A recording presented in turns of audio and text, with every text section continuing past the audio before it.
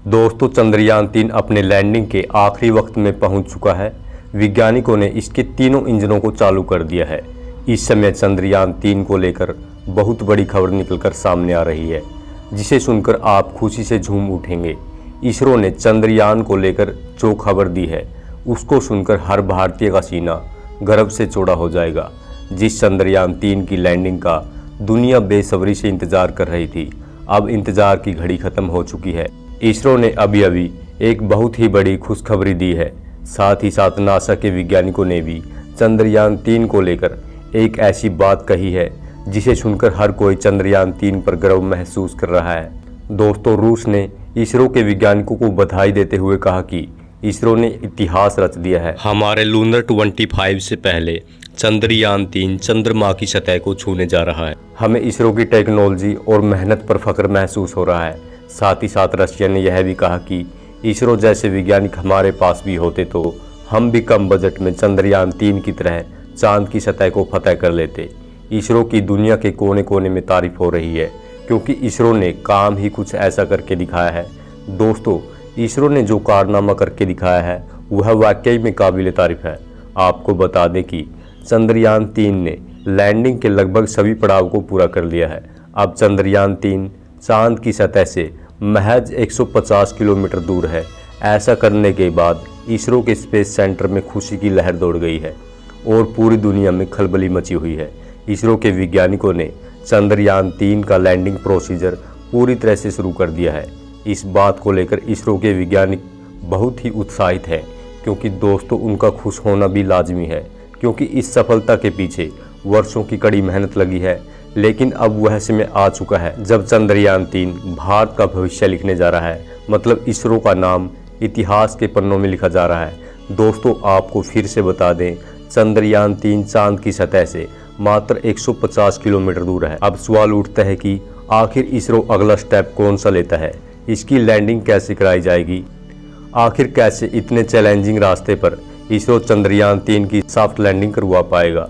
दोस्तों, इसरो आगे के कुछ घंटों में क्या क्या प्रोसीजर अपनाने वाला है चंद्रयान-3 की लैंडिंग को लेकर, हम इस वीडियो में आपको पूरी डिटेल से बताएंगे।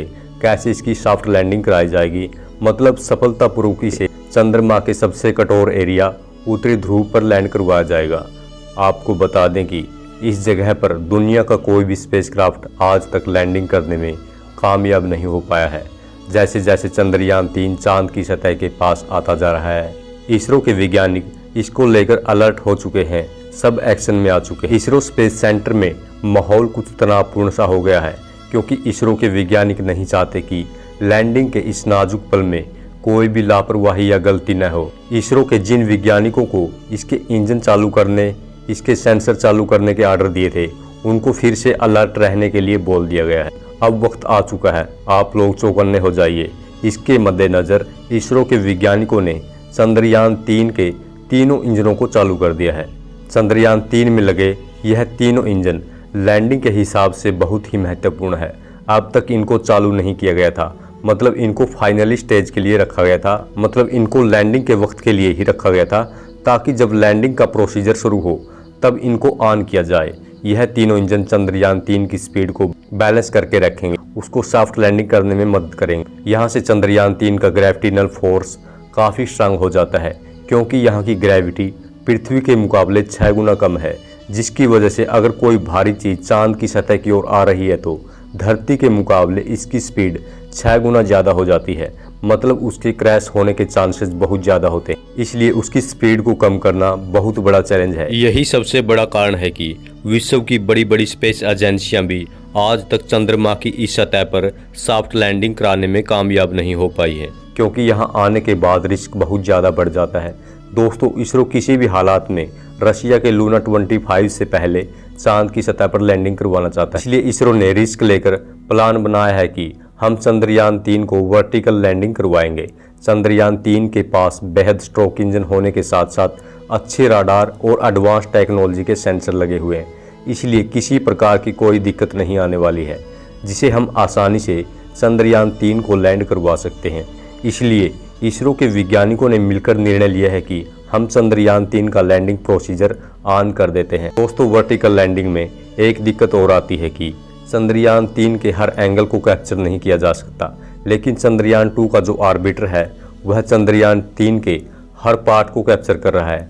उसकी तस्वीरें खींच कर इसरो स्पेस सेंटर में भेज रहा है, उस पर पूरी तरह से निगाह रखे हुए है। इसके अलावा नासा के भी रेडियो टेलीस्कोप और उसके जो सैटेलाइट हैं इस पर अपनी नजरें गड़ाए हुए हैं। लेकिन जब चंद्रयान 3 चांद पर लैंडिंग करेगा उसका अगला हिस्सा तो कैमरे के द्वारा कैप्चर कर लिया जाएगा, लेकिन उसका पिछला हिस्सा चंद्रमा की तरफ होगा जिसे कैप्चर करना आसान नहीं होगा। मतलब पीछे वाली एंगल पर कैमरे की नज़र नहीं पहुंच पाएगी, इसलिए इसको हार्ड लैंडिंग माना जा रहा है। इस नाजुक स्थिति में इसरो के वैज्ञानिकों को बहुत ही सावधानीपूर्वक काम लेना होगा। ऐसे समय में थोड़ी सी भी गलती बहुत भारी नुकसान कर सकती है। नासा ने भी यह बताया कि इसरो का चंद्रयान 3 चांद के उस पड़ाव पर पहुंच गया है जहां पर वह अगर चाहे तो मात्र 2 घंटों में ही उसकी लैंडिंग करवा सकता है। मतलब इसरो जो प्रक्रिया अपना रहा है उसके द्वारा इसको फटाफट चांद की सतह पर उतारा जा सकता है। दोस्तों, वर्टिकल लैंडिंग में थोड़ा रिस्क ज़्यादा होता है, लेकिन किसी भी स्पेसक्राफ्ट को जल्दी उतार दिया जा सकता है। इसके अलावा जेंटल प्रोसेस में समय ज़्यादा लगता है, लेकिन रिस्क बहुत कम होता है।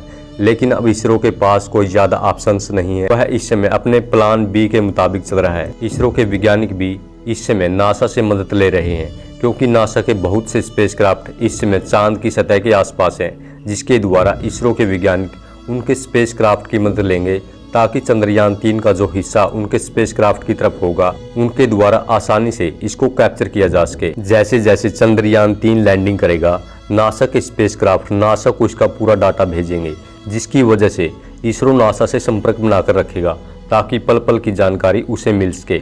इस प्रकार चंद्रयान 3 को चांद की सतह पर आसानी से उतार दिया जाएगा।